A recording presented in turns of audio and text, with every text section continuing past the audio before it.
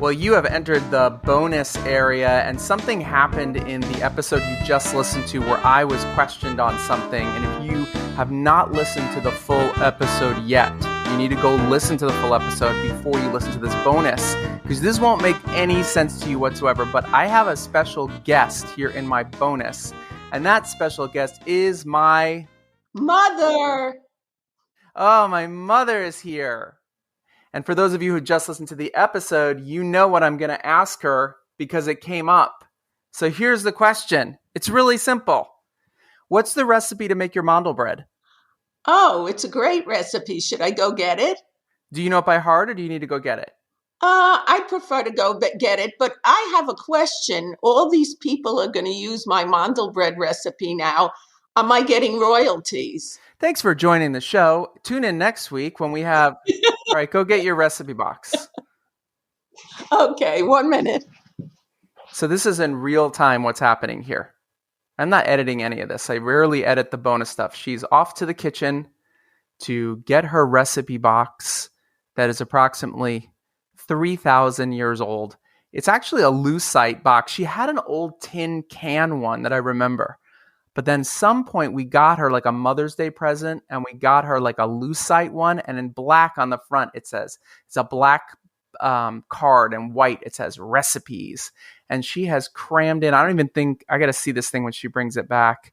Oh, she's back. Hold that up for a second. Let me see if I'm right. Is it the lucite box with the black card in the front that says recipes? Oh, I just pulled out the recipe. You want to see the whole box? No, it's not a visual. It's a podcast. So you have this recipe. Okay, before we get going on this recipe, whose recipe is this? You know, I really don't remember. It is so old that the writing used to be either navy blue or black, and it's now like faded into a very light turquoise.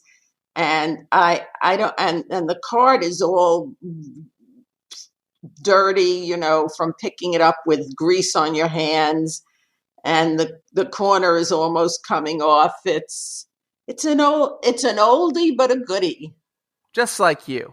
Okay, so are you ready to give the recipe? Here we go. This is Ellen Silverman's stolen mandel bread recipe. Go. Oh, I don't want to call it stolen.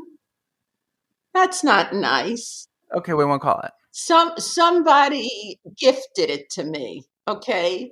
And then she murdered that baker. She murdered the baker. Go ahead. Let me first give you the ingredients. 2 cups of flour, 2/3 of a cup of sugar, 3/4 of a cup of oil, 3 eggs, 1 teaspoon of vanilla, 1 teaspoon of baking powder, a small bag of chocolate chips, about 6 ounces or so, and walnuts. So I don't know how many, a half a cup or so. When you're working on it, you'll see. Okay, first you mix the dry ingredients.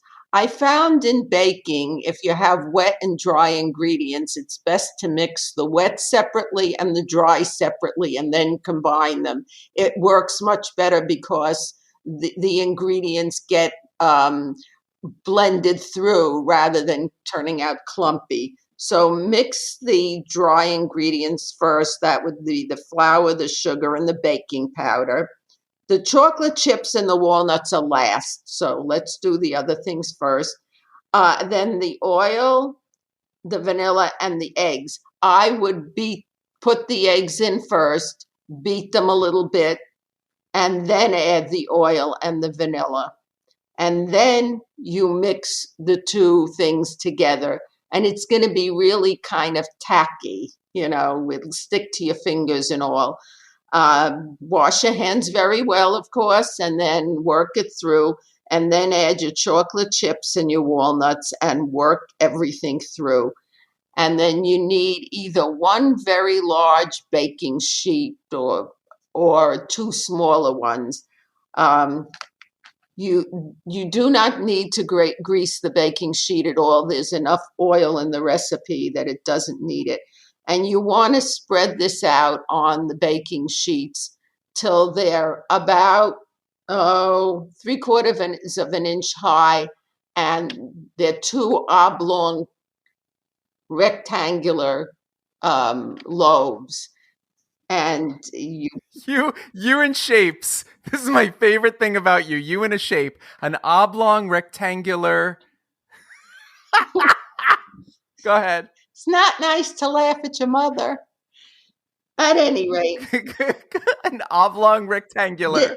the oven, before you start doing this, you set your oven at 350 so it preheats, and then you put this in for about 15 to 20 minutes. Keep an eye on it.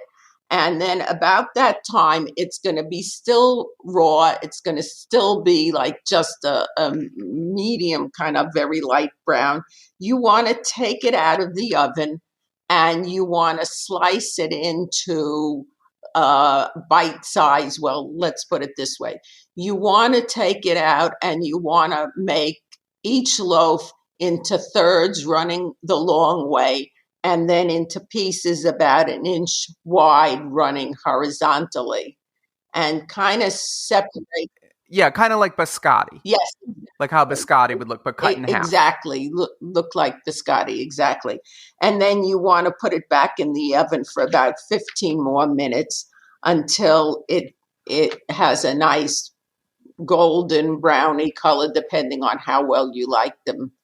And so that's my mandel bread recipe. And then you take it out and you let it rest for how long, or you can eat it right away?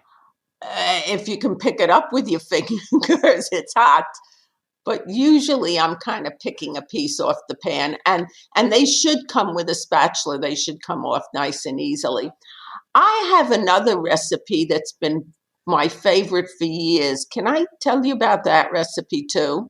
No, you can't. No, you cannot. You cannot, because this is okay.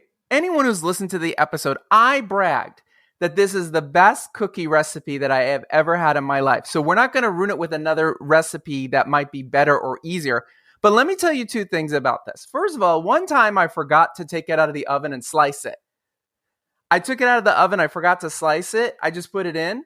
And then when I took it out, I had a giant rock. Like I had a flat football, and then we just sort of broke it apart. It was still delicious, but you got to remember to slice it. The other thing I learned in this is that we're supposed to wash our hands after we've done all the mixing and combining, according to my mother.